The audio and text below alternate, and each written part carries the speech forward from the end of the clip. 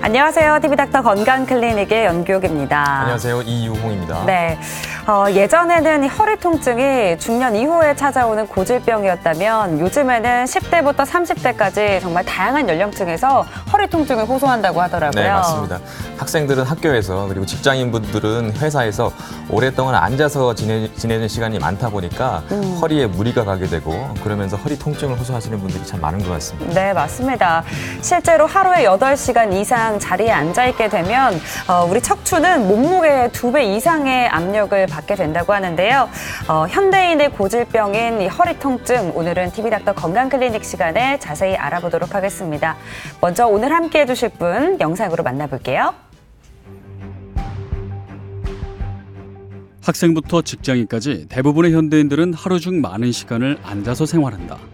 문제는 이렇게 하루 대부분의 시간을 앉은 자세로 보내면서 바른 자세를 유지하기가 쉽지 않다는 것이다. 자연스레 자세가 흐트러지게 되는데 이렇게 장시간 나쁜 자세로 앉아있다 보면 허리 통증이 발생하기 쉽다. 허리 통증은 사람이 네 발로 걷다가 두 발로 걷게 되면서 질병의 발생률이 높아지기 시작했었는데 그 이유는 중력 때문에 허리 하중이 부담이 돼서 생긴 질환입니다. 그러면은 최근에는 많이 생기는 이유는 스마트폰이 많이 보급화되고 사람들이 스마트폰으로 업무까지 많이 하다 보니까 목을 숙이는 순간들이 길어지게 되고 목을 숙이면서 점점 받는 부하가 커지기 때문에 목 디스크 관련 그리고 아니면은 목 관절 관련된 질환들이 점점 늘었다고 보시면 되고 허리 또한 마찬가지로 장시간 동안 요즘 야근하시는 분들도 많고 하기 때문에 오랫동안 의자에 앉아 계시고 하다 보면은 물론 허리 디스크뿐만 아니라 그 주변에 있는 근육도 굳게 되고 딱딱해지면서 많은 분들이 허리 통증을 호소하게 되고 그거 관련해서 질환의 어떤 발병률이 늘었다고 볼 수 있겠습니다.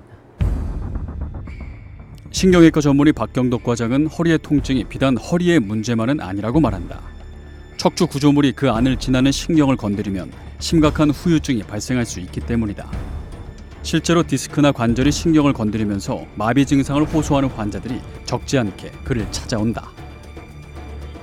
이분 같은 경우는 가슴 밑에 어떤 답답함이랑 그리고 뭔가 좀 저린 느낌, 팔도 좀 저린 느낌도 있고 하셔서 외래 내원을 하셔서 MRI를 찍으러 가셨던 분입니다. 경추부 6번, 7번 사이에 있는 이 부위의 디스크가 아예 터져가지고 원래 신경의 두께가 여기서부터 여기까지 굵어야 된다고 한다면 굉장히 종이장처럼 얇아서 가슴 아래 부위로 해서 완전 마비가 왔던 그런 케이스라고 할 수 있겠습니다. 환자분 수술은 아까 터졌던 그 6번, 7번 사이에 있는 디스크를 다 제거를 하고 그 빈 공간에 디스크 대체제 물질을 넣어가지고 그 높이를 세우는 그런 경추부 전방 유합술이라는 수술을 시행을 하였고 수술 이틀째 날 저녁부터 발가락이 움직이기 시작을 했고 수술하고 5일째는 걸어 다닐 수 있을 정도로 신경이 돌아왔고 그 이후에 재활의학과와 저희가 협의를 해서 1주 정도 치료를 한 다음에 2주 정도 있다가 퇴원한 그런 케이스가 되겠습니다.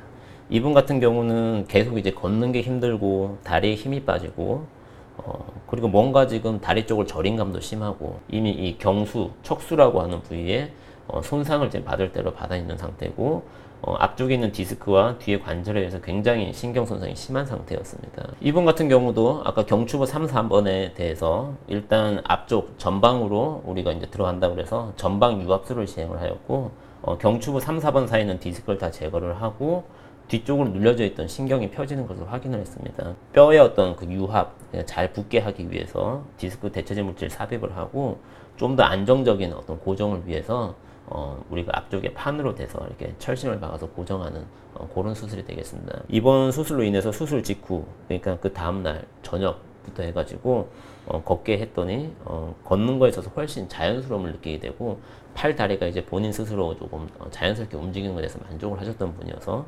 추가적인 허리 수술은 따로 진행을 하지 않았던 그런 케이스가 되겠습니다. 인구의 85%가 한 번 이상 경험할 정도로 매우 흔한 허리 통증. 더구나 이 가운데 50% 이상이 재발한다는데 오늘 TV닥터 건강클리닉에서는 방치하지 말고 정확한 원인을 찾아 치료해야 하는 허리 통증과 허리 통증의 가장 흔한 원인인 추간판 탈출증에 대해 자세히 알아본다.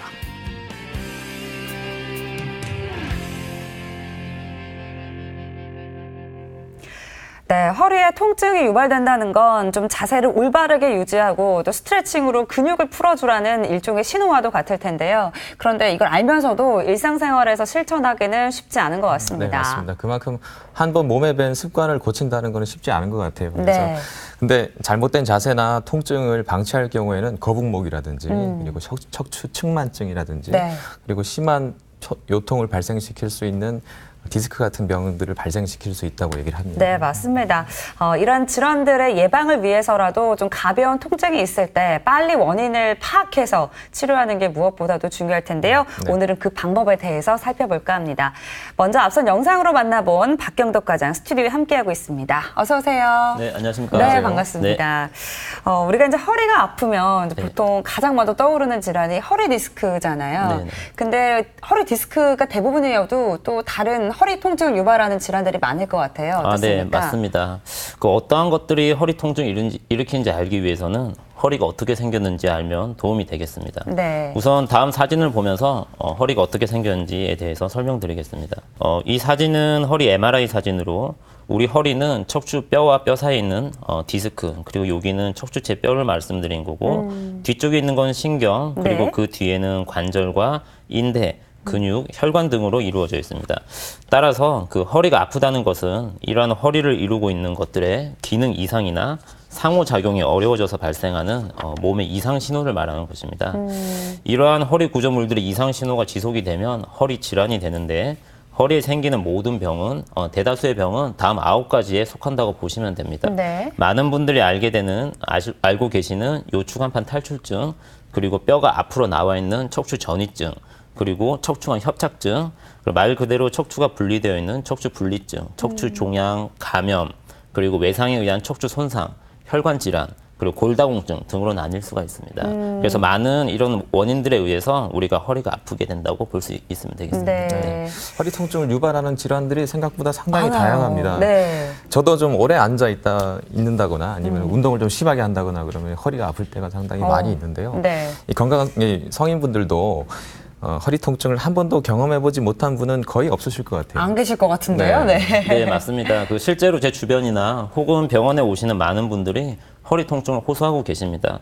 그 그림을 보시면은 허리 통증의 빈도를 보시면 평생 살면서 10명 중에 8분 정도는 허리 통증을 겪게 되고 이러한 허리 통증이 오래 지속되는 경우를 만성 통증이라 그러는데 대개는 1개월 이상 지속되는 경우를 만성 통증이라고 저희가 정의할 수 있겠습니다.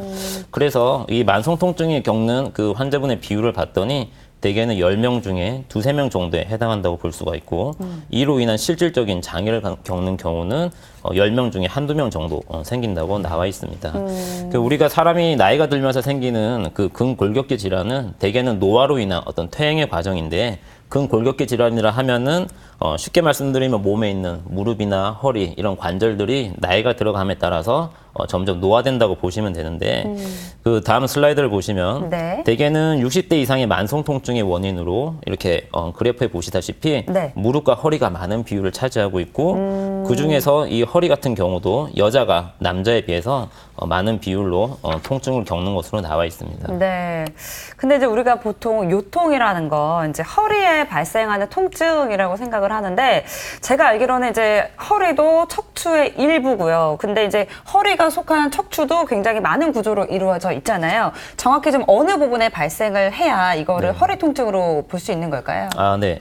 우선 그 질문에 앞서서 우선 우리가 허리가 아프고 이에 대한 질환이 생기는 것은 사람이 2발로 걷게 되면서부터거든요. 네. 다음 그림에서 보시는 것처럼 네 발로 걷는 그런 호랑이 같은 경우에는 허리 질환이 거의 없다고 합니다. 그래서 사람도 네 발로 걸었을 때는 허리 질환이 거의 없다가 이렇게 2발로 걷게 되면서 중력에 의해서 많은 하중을 허리가 직접적으로 받고 네. 견디게 되면서 다양한 허리 질환들이 생겼다고 합니다.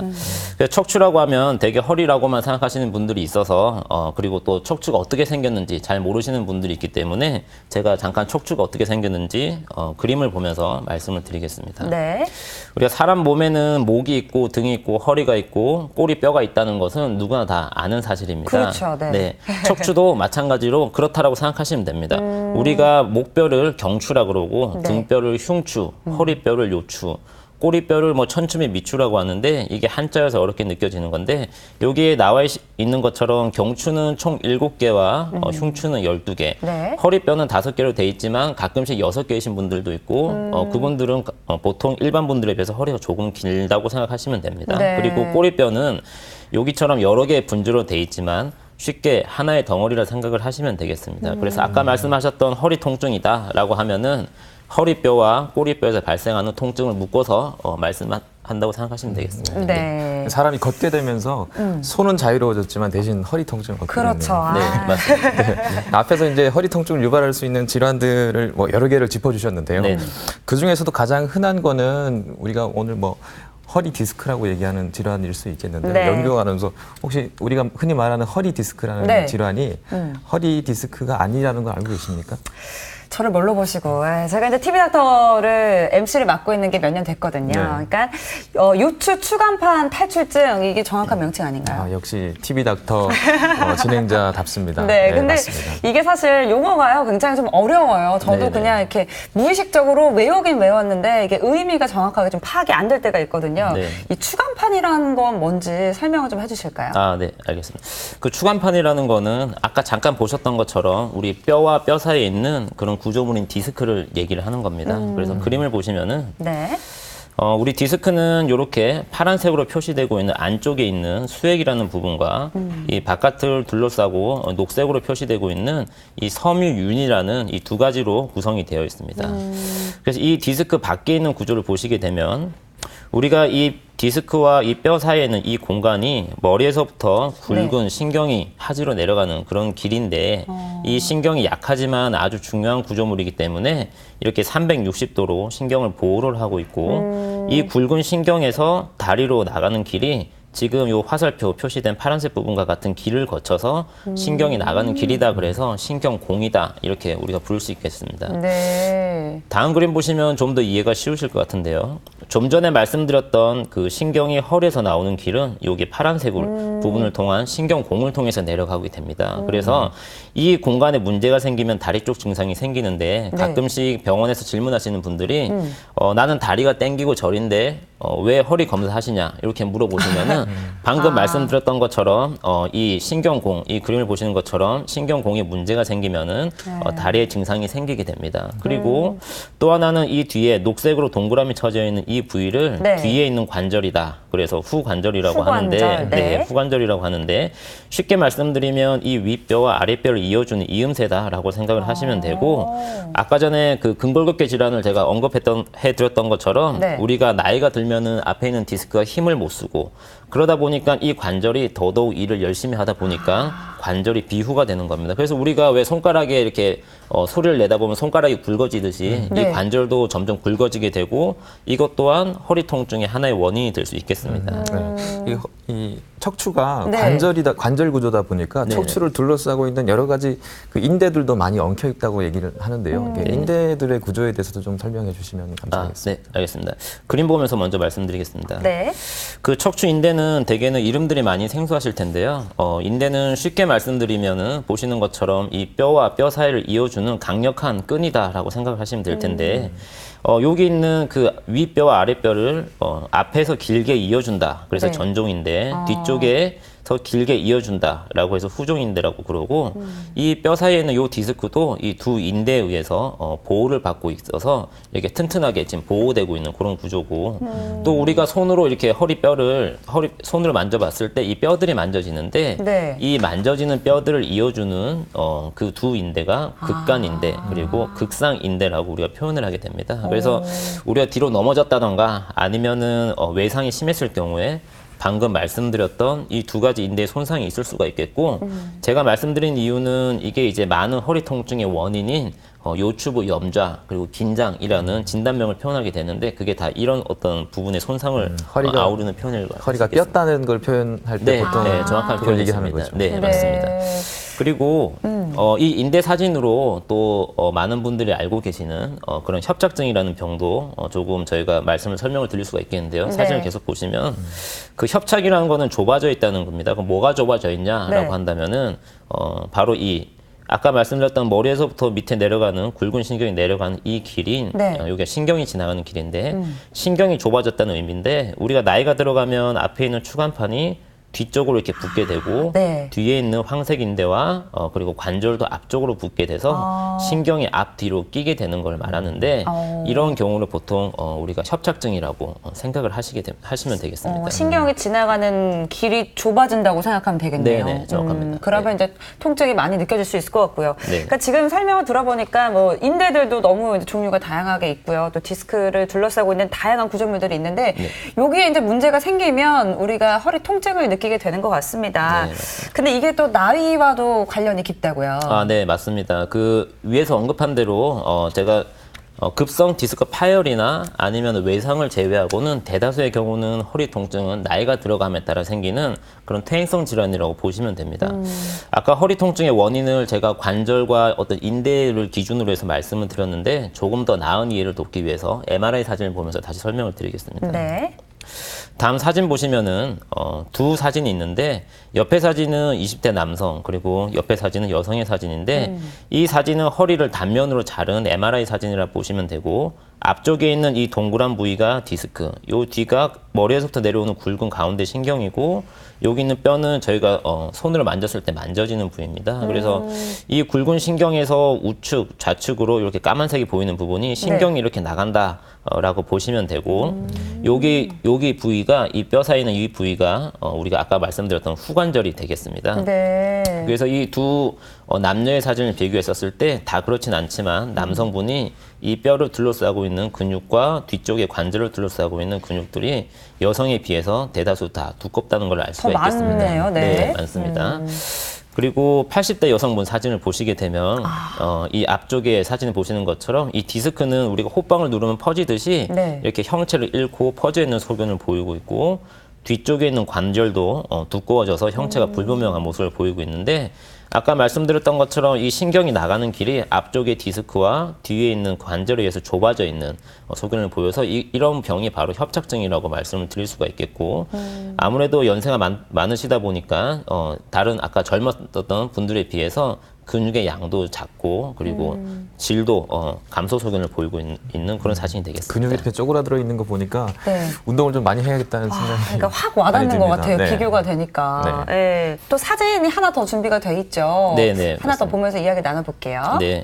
그 다음 사진은 그 우리가 허리 옆에서 본 MRI 보여준 사진인데 네.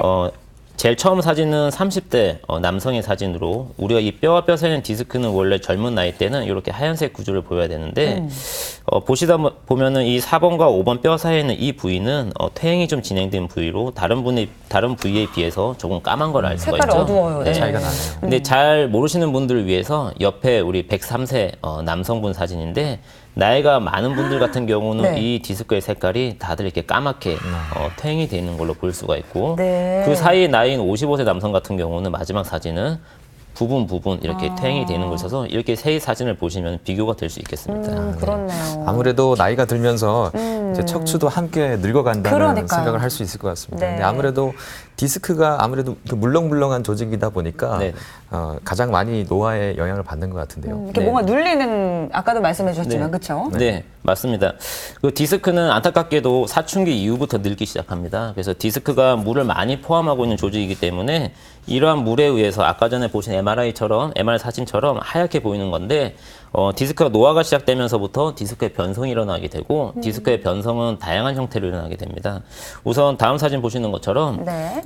첫 번째 사진은 디스크가 전반적으로 부어 있는 경우, 그리고 옆 사진은 디스크 한쪽으로만 이렇게 돌출되어 있는 경우, 여기를 이제 한글말로 돌출이라 그러고, 네. 이렇게 디스크가 심하게 나와 있는 것을 분출, 그리고 이렇게 분출된 디스크가 떨어져 나가 있는 이러한 어떤 그 디스크의 어떤 변성 형태를 보이게 됩니다. 하지만은 디스크에 변성이 있다 그래서 모두 다 디스크의 증상이 있는 건 아니고 네.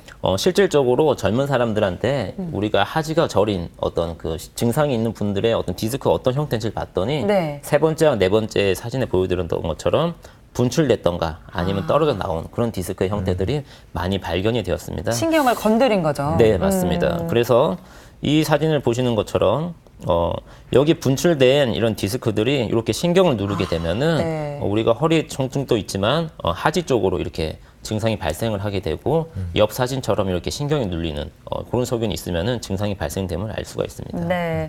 근데 이제 이게 사실 허리에 발생한 문제 때문에 생긴 통증이잖아요. 근데 이제 허리에만 통증이 있는 게 아니라 좀 아주 특징적인 증상들도 있다면서요. 네, 맞습니다. 그 우리가 흔히 얘기하는 그 디스크라는 병은 즉 추간판 탈출증이라는 병은 허리 통증 이외에 여러 가지 증상을 유발할 수 있는데 네. 병이 진행함에 따라서 초기에는 허리 통증이 있지만은 그 이후에는 다리가 저린 하지 방사통이라는 게 진행을 하게 되고 더 진행을 하게 되면 감각이 무뎌지고 잘 걷질 못하게 되는 그런 마비까지 진행을 할 수 있고 아주 심한 경우에는 대소변 장애까지 이어질 수가 있습니다. 그 사진을 보시면은 네. 제가 이 심한 사진을 좀 가지고 왔는데 이 보시면 4번, 5번 사이는 디스크가 이미 터졌고 네. 위쪽으로 이렇게 떨어져 나와서 신경을 완전히 누르고 있는 사진을 보이고 있고 네. 그 옆 사진을 보시면은 이 우측에 있는 이 부위가 터져 나온 디스크에 의해서 아이고, 네. 신경이 완전히 눌려져 있는 사진을 보이고 있습니다. 이런 경우에는 하지가 저린 어떤 하지 방사통과 마비가 올 수 있는 그런 경우의 사진입니다. 마비까지 올 수가 네. 있군요. 네. 단순한 요통에서부터 마비까지 아주 스펙트럼이 아주 넓은 것 같습니다. 네, 맞습니다. 근데 이렇게 추간판에 변성이 있으면 네. 다 이게 통증이 오게 되는 건가요? 아, 그렇지 않습니다. 그 처음 말씀드렸을 때 언급했던 것처럼 저희가 허리 통증이 있다 그래서 다 추간판 변성이 있는 건 아니고 네. 추간판 변성이 있다 그래서 다 허리 통증이 있는 건 아닙니다. 네. 실제로 좀 전에 보여드렸던 그런 사진처럼 굉장히 사진상 심하다 하더라도 진찰실에서 환자분이 호소하는 증상은 사진에 비해서 훨씬 경미한 경우가 많거든요. 그럴 때는 이제 저희가 조심해야 될 것은 항상 사진과 환자분 증상을 매칭을 시켜가지고 적절한 치료 방향을 결정하는 것이 중요하도록 하겠습니다. 네. 아, 이제 허리 통증 사실 이제 다 느껴보셨겠지만 되게 미미하게만 발생해도 굉장히 좀 불편하고 아프거든요. 네. 근데 만약에 극심한 통증을 일으킨다 하면 좀 빠르게 또 대처를 해야 될 것 같은데 이럴 네. 경우에는 어떻게 하는 게 좋을까요? 네, 그 앞서 말씀드렸듯이 허리가 아픈 원인은 많은 경우에 생길 수가 있지만은 우리가 허리가 아파서 통증이 심해서 많은 분들이 걱정을 하실 수 있겠지만 네. 대다수의 경우는 크게 문제 있는 경우는 별로 없습니다. 실질적으로 외래 내원하시는 30대에서 60대 많은 분들을 봤었을 때 갑자기 발생한 허리 통증 같은 경우에 아까 전에 제가 그 그림을 보면 설명드렸던 것처럼 대다수의 경우는 삐었다라고 아까 표현하셨던 것처럼 근육에 아니면 인대에 그런 어떤 염좌, 긴장으로 진단되는 경우가 많습니다. 네. 그래서 이러한 요통이 있었을 때는 대개는 좀 휴식을 취하고 아니면 좀 안정을 취하는 것이 도움이 되는데 만약에 무리한 일을 한다던가 어떤 급한 아니면 뭐 힘든 작업을 하게 되면은 오히려 통증을 악화시킬 수가 있기 때문에 쉬는 것이 어떻게 보면 통증 호전에 도움이 될 수가 있겠습니다. 그리고 만약에 통증이 너무 심하다. 네. 그리고 내가 빨리 일상생활로 복귀를 해가지고 통증 호전을 좀 해야 되겠다라고 하면은 약물 치료 그리고 물리 치료를 하는 게 도움이 될 수 있고 보통 통증이 생기면은 한 2주에서 3주 정도 그 기간이 지속이 되기 때문에 이런 보존적 치료도 그 기간 동안 유지를 하시는 게 도움이 될 수 있겠습니다. 하지만 한 가지 좀 아셔야 될 것은 네. 어떤 분들은 이제 허리 통증이 이렇게 심하셔가지고 외래에 오셔서 물리치료를 한두 번 정도 받았는데 호전이 없다라고 말씀하시는 분들이 있는데 네. 사실 물리치료 같은 경우는 주 2, 3회를 2주에서 3주 정도 그걸 경험을 하셨어야지 이제 그 효과 여부를 판단해 볼 수 있겠습니다. 꾸준히 좀 해야 되는군요, 일정 네, 기간 맞습니다. 동안. 네, 어차피 시간이 지나면 낫는 병인데 네. 이제 그런 것들은 통증을 좀 앞당겨 줄 수 있는 그런 치료 방법들이. 아, 그렇군요. 네. 그런데 간혹 가다가 우리가 이제 허리 통증인지 아니면 등 통증인지 좀 애매한 네. 경우가 헷갈릴 있습니다. 때 있어요. 네, 헷갈릴 네. 때가 있어요. 이런 애매한 부위의 통증을 유발할 수 있는 다른 질환들도 있나요? 네, 있습니다. 그러니까 등도 아픈 것 같기도 하고 허리도 아픈 것 같기도 하고 그 애매하게 말씀하시는 분들이 있는데 대다수의 경우는 아까 말씀드렸다시피 큰 문제는 아닌 경우가 많지만 몇 가지 다음 케이스들 소개하면서 주의해야 될 점을 말씀드리겠습니다. 네. 첫 번째 사진 보시면 일단 계속 허리보다 살짝 위쪽에 통증이 호소한다. 그래서 오셨던 분인데 이 뼈와 뼈 사이에 있는 이 디스크 아까 말씀드렸다시피 살짝 퇴행돼 보이는 네, 이 네. 디스크의 변성이 있는데 사실 이 정도 디스크면은 디스크 질환이면은 네.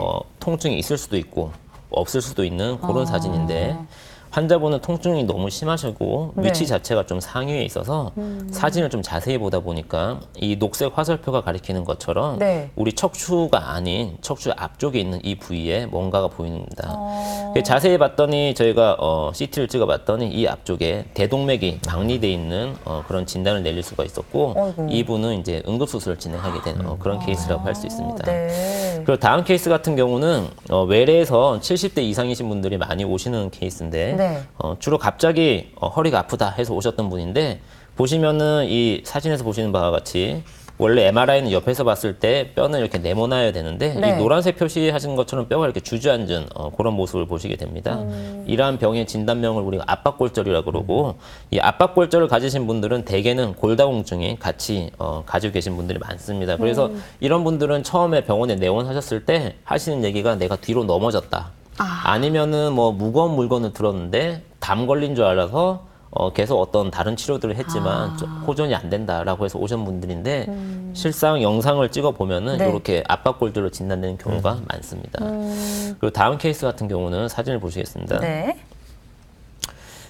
다음 케이스는 이렇게 화살표가 가리킨 이런 부위들인데 이런 부위들은 우리가 척추의 어떤 그 전이성 종양 그리고 이런 케이스 같은 경우는 꼬리뼈에서 생기는 척수의 악성 종양을 나타내는 건데 이러한 종양인 경우에도 우리가 통증을 유발할 수 있겠다라고 보시면 되겠습니다. 네, 그러니까 뭐 허리에 뭐 디스크 문제 때문에 생기는 거 말고도 이제 여러 가지 때문에 우리가 허리 통증을 오해할 수 있는 네. 예들을 좀 보여주셨는데, 네. 근데 만약에 이제 선생님 네.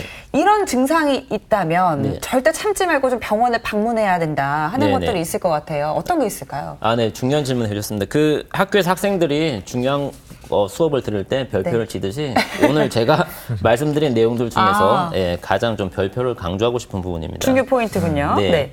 척추 질환에서도 병원에 꼭 가보셔야 되는 경우 3가지가 있는데 첫 번째는 다리에 힘이 빠지는 경우 그리고 두 번째는 걷기가 힘들거나 걸음걸이가 이상한 경우 그리고 세 번째는 대소변을 보기가 힘들거나 실수를 하는 경우 요 3가지 경우를 말씀드리는데 이 3가지는 신경학적인 이상 증상 가능성이 높기 때문에 증상 발생 시에는 병원에 가서 꼭 진찰을 받아볼 것을 권유드리겠습니다. 네, 기억을 해 두셔야 될 것 같아요. 그러니까 다리에 힘이 빠진다던가 아니면 대소변을 보기가 좀 어렵거나 실수를 하는 경우 그리고 걷기 힘들거나 이제 걸음걸이가 이상하다라는 거 꼭 기억을 해 두셨으면 좋겠습니다.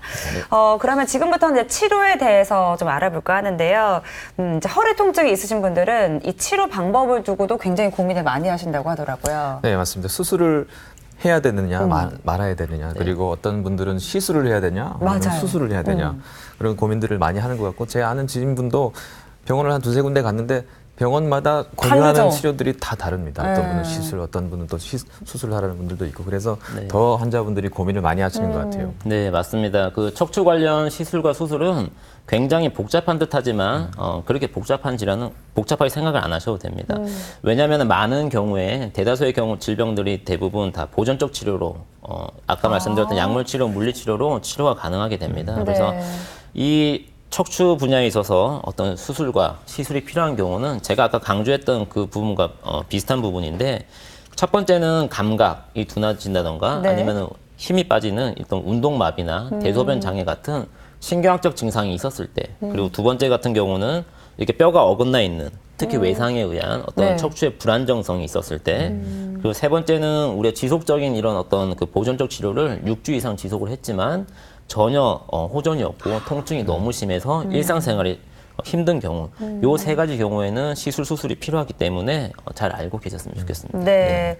그러면 이제 진짜 통증이 너무 심하거나 이제 그런 약물 치료나 보존적인 방법으로 되지 않는다면 당연히 이제 시술이나 수술이 필요할 텐데 그러면 시술이 가진 장점과 단점도 있을 것 같아요. 설명을 해주실까요? 네, 맞습니다.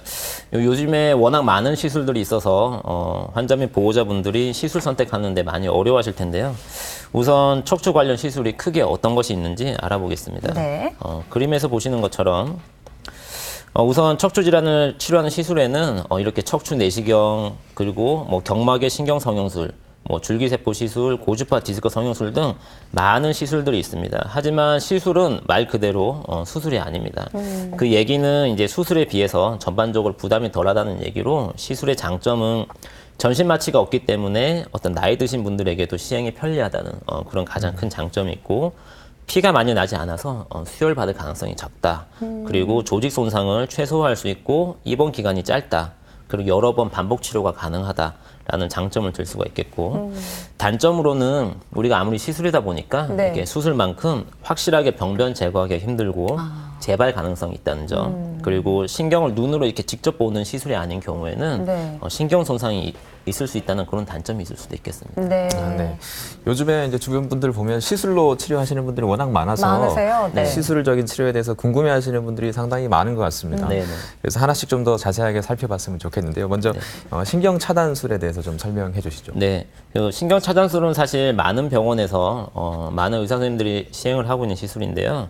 우선 시술 중에서도 가장 간단한 시술입니다. 다음 그림을 보시면 첫 번째 이 신경근 차단이라는 거는 우리가 많이 듣던 그 신경 주사라는 주사인데 여기 보시는 것처럼 보통 다리가 저린다던가 아니면 엉치가 아프다던가 할 때 그 하지로에 어떤 신경을 편안하게 해주기 위해서 이 신경공이라고 아까 말씀드렸던 그 주변에 약을 뿌려서 다리를 편안하게 해주는 그런 주사를 말씀드리고 이 관절내 주사라는 거는 많은 분들이 아시다시피 뼈 주사를 얘기를 하는 건데 네. 아까 전에 제가 뒤에 있는 관절이다 그래서 그 후관절이라고 말씀을 드렸는데 그 관절에 의한 어떤 그 허리 통증이 있었을 경우에 이런 관절내 주사를 시행을 하게 되고 세 번째 주사 같은 경우는 우리가 이제 근육을 풀어주는 주사다 보통 이렇게 많이들 알고 계시는데 이 어떤 그 통증을 유발하는 유발점이 있었을 때 이 주사를 놔서 우리가 통증을 덜어주는 그런 시술이 되겠습니다. 그래서 시술 시간 자체가 짧고 술기가 간단하지만 신경을 눈으로 직접 보면서 하는 시술이 아니기 때문에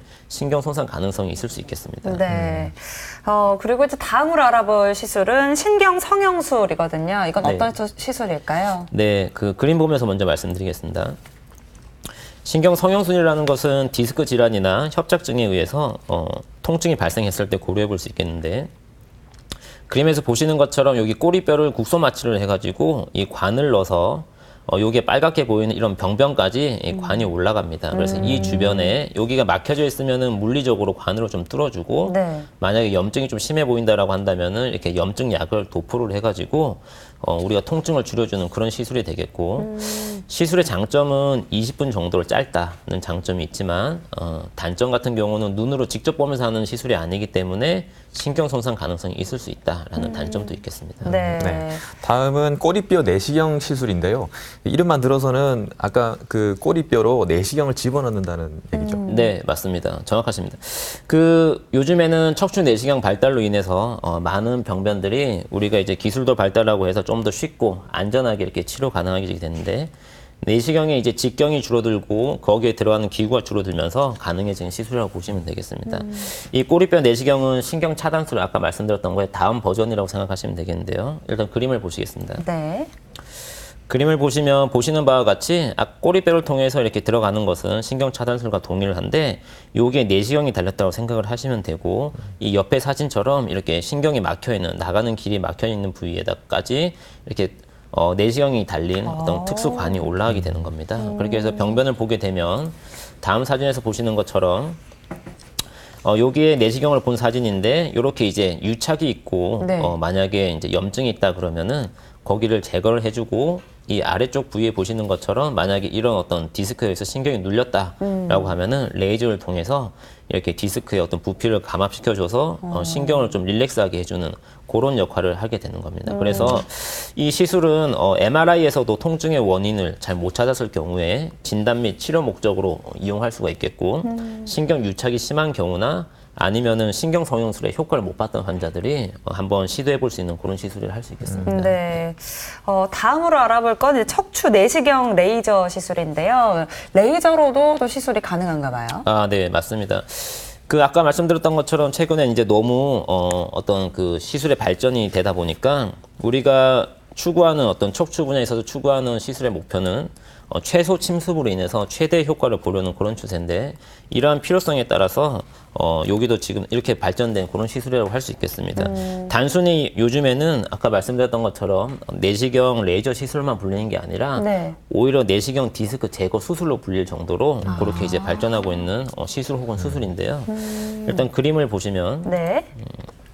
보시는 것처럼 이렇게 피부를 통해서 가는 관을 넣어가지고 내시경 레이저와 그리고 고주파 열을 이용해서 파열되어 있는 디스크까지 제거를 하는 그런 최소 침습 치료법입니다. 그래서 이 시술은 이제 이렇게 간단하게 피부 마취로 진행이 가능하기 때문에 전신 마취가 어려운 노약자에게 할 수 있는 그런 장점이 있을 수가 있겠고 시술로 인한 흉터가 작고 그리고 정상적인 구조물을 보존할 수 있어서 합병증을 최소화할 수 있는 그런 장점이 있겠습니다. 이 시술 적응증이 초기에는 디스크가 부어있는 어떤 팽윤이나 아니면 아까 돌출 정도에 가능했다고 한다면은 최근에는 아예 터져 나온 디스크 그리고 협착증에까지 이 시술이 가능하게 되었습니다. 네. 기술이 많이 발달하다 보니까 환자분들한테 많은 혜택이 돌아가는 것 같습니다. 네. 지금 설명해 주신 척추 내시경 시술로 치료한 환자의 예가 준비되어 있다고 네네. 하는데요. 어떤 환자였나요? 네, 그 35세 여자분인데 그 병원에 오시기 하루 전날 이제 허리도 아프고 갑자기 발생한 좌측 하지 쪽의 저림이 너무 심하신 분인데 거기다가 이제 발목 마비까지 생기셔서 오셨던 아이고. 분입니다. 네. 사진을 보여드리겠습니다. 네. 우선 사진 보시면은 이게 시술 전의 사진인데 네. 이렇게 나와 있는 요 부위가 이제 파열된 디스크고 원래 신경이 이렇게 나가는 길이 있어야 되는데 이 파열된 디스크에 의해서 신경이 완전히 눌려져 있는 그런 소견입니다. 막혔네요, 진짜. 네. 사실은 이제 이러한 경우에는 그 수술적인 치료를 통해서 어떤 미세 현미경으로 인한 절개와 디스크 제거가 필요한 소견이지만 나이가 젊고 그리고 젊은 분이기 때문에 정상적인 구조물을 최대한 보존하고 싶어서 일단 내시경 시술을 시행을 하게 되었고 오른쪽 사진은 이제 그 시술한 이후에 디스크가 제거된 모습이고 환자분은 이제 증상이 호전이 되어서 퇴원하시게 된 그런 경우입니다. 네. 그렇군요. 그리고 또 이제 실제 디스크를 제거하는 영상도 좀 준비하셨죠? 네, 맞습니다. 네, 다음 사진 보시겠습니다. 동영상은 이제 실제로 이렇게 내시경을 들어가기 위한 관들이 들어가는 건데 네. 이 요즘에 내시경은 이제 1cm보다 작게 굵기가 작기 때문에 환자분의 어떤 정상 조직에 어떤 손상을 덜 주게 되고 안전하게 이렇게 시술을 시행할 수 있게끔 되게 되는 겁니다. 그리고 이렇게 이제 관들이 들어간 다음에 조금 있으면 이제 내시경이 들어갈 텐데 보시는 것처럼 이렇게 내시경이 들어가게 되고 네. 그 다음에는 우리가 내시경을 보면서 이런 어떤 그 기구들이 요 뒤로 이런 식으로 해서 들어가게 됩니다. 요 사진은 우리가 이제 실질적으로 안에를 들여다본 사진인데 지금 이런 거는 이제 드릴을 이용해서 네. 드릴까지 들어가서 이렇게 뼈도 갈 수도 있고 고주파를 이용해서 디스크를 태울 수도 있고 그리고 어떤 우리가 그 집게라고 그러죠. 디스크를 꺼낼 수 있는 집게를 이용해서 이렇게 터져 나온 디스크를 지금 찾고 있는 장면이고 조금 더 보시는 것처럼 네, 이렇게 터져 나와 있는 디스크를 제거를 하는 이런 시술이 되겠습니다. 네. 그래서 요즘에는 이런 그 척추 내시경 이런 어떤 시술로 인해서 어떤 수술 분야에 있어서 패러다임이 바뀌고 있는 그런 추세입니다. 네. 그 내시경을 이용해서 이렇게 좀 시술이 가능하다는 것도 굉장히 좀 획기적인 이런 네. 방법들이 아닐까라는 생각이 들고요. 그리고 젊은 여자분들 같은 경우는 그 수술 흉터 때문에 좀 예민하신 분들이 그럼요. 있는데 네. 그런 분들이 이런 시술을 선택할 경우에 많은 도움이 될 것 같습니다. 네, 이제 시술 방법에 대해서 알아봤는데요. 이번에는 이제 수술에 대해서 좀 알아볼까 합니다. 시술도 뭐 장단점이 있었던 만큼 수술도 마찬가지겠죠. 네, 맞습니다. 아무리 최근에 시술이 발달했다 하더라도 수술이 반드시 필요한 경우가 있습니다. 우선 수술은 눈으로 보면서 하는 수술이기 때문에 병변 부위를 확실히 제거를 할 수가 있고 병변 부위가 확실히 제거가 되다 보니까 환자분들의 좋은 예후를 기대를 해볼 수가 있겠습니다. 하지만 이제 대부분의 수술이 전신 마취로 인해서 진행이 돼야 돼서 고령이신 분들에게는 좀 부담이 있을 수가 있고 출혈이 많이 날 경우에는 수혈이 필요할 수도 있겠고 나중에 설명을 드리겠지만 척추체 유압술 수술의 경우에는 그 인접 부위의 퇴행을 좀 빨리 올 수 있다는 그런 단점이 있을 수 있겠습니다. 네. 네. 두 가지 수술 방법이 있다고 들었는데요. 네네. 먼저 추간판 절제술에 대해서 먼저 알아보겠습니다. 네. 척추 쪽으로 직접 열고 들어가서 디스크를 제거하는 수술인가요? 네, 맞습니다. 그 많은 우리가 수술들이 있지만 제가 오늘 두 가지 수술을 준비를 했습니다. 그 두 가지 수술법은 그동안 이제 우리 척추 분야에서 많이 하는 수술이기 때문에 많은 분들이 아시면 좋으실 것 같아서 준비를 했는데 그림을 보시겠습니다. 그림에서 보시는 것처럼 추간판 절제술이라는 거는 최소한의 이런 절개를 통해서 병변이 있는 부위까지 접근을 하는 방식인데 우리가 그 미세 현미경이라 많이 들어보실 텐데 네. 그 미세 현미경을 보면서 이렇게 나와 있는 디스크를 제거를 하던가 아니면 신경이 지나가는 길을 이렇게 넓혀주는 그런 수술입니다. 그래서 시술로 접근이 어려운 부위 아니면은 완전히 파열된 어떤 디스크에 의한 신경적 마비가 심한 경우에 진행을 하게 되고 협착증이 있는 경우에도 신경이 지나가는 길을 넓혀줘서 증상 완화에 사용할 수 있겠습니다. 수술 부위가 작기 때문에 아무래도 전신 마취에 노출되는 시간이 작고 출혈이 작다는 장점이 있어서 입원 기간을 단축시킬 수가 있지만 병변의 어떤 그 모두 다를 제거하는 게 아니기 때문에 재발할 수 있겠다라는 단점이 있을 수 있습니다. 네.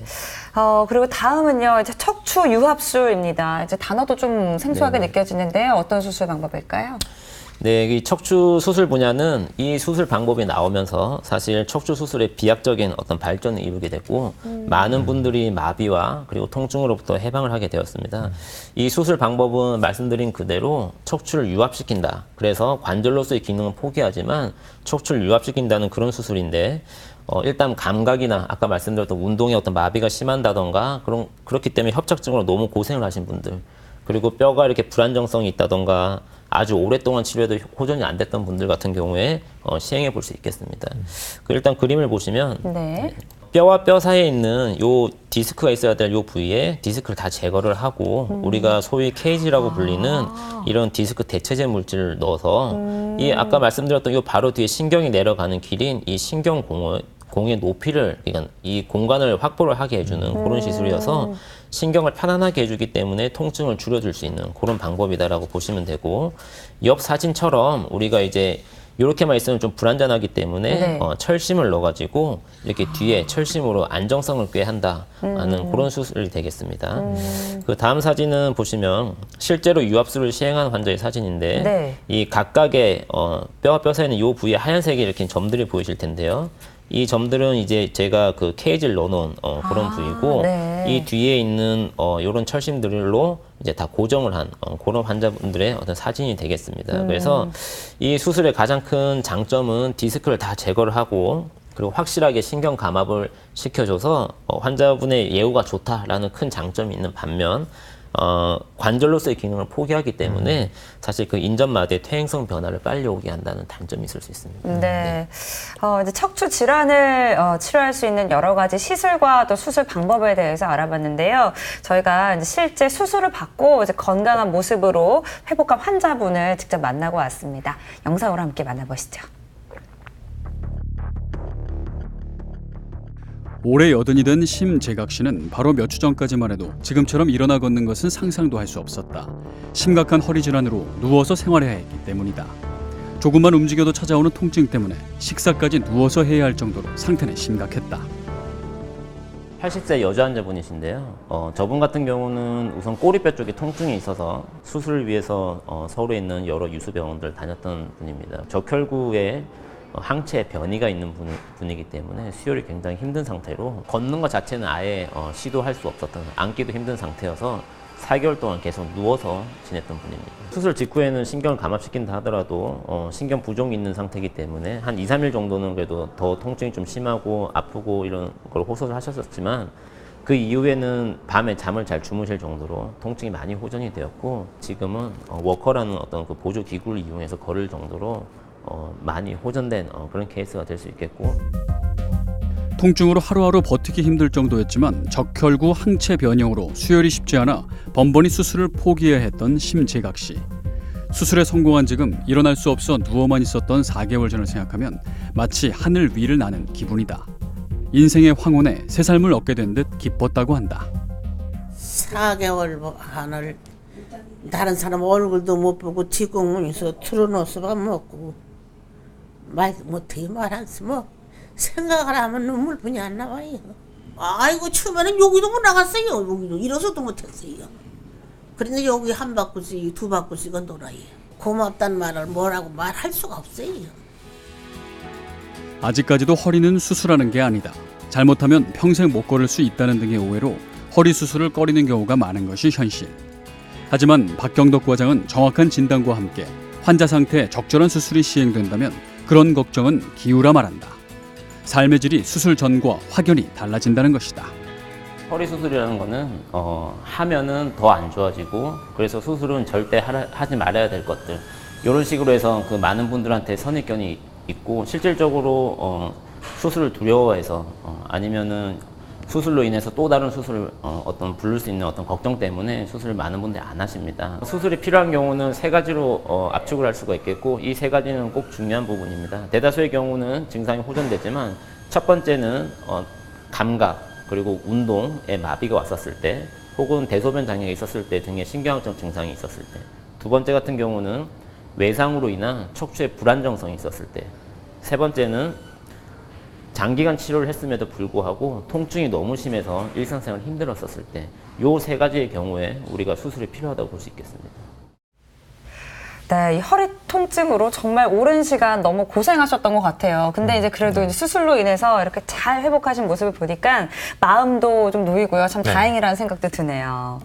근데 화면으로 만나본 환자분처럼 건강하게 이렇게 회복되기 위해서는 물론 뭐 치료가 중요하지만 치료 후에 관리하는 것도 상당히 중요할 것 같습니다.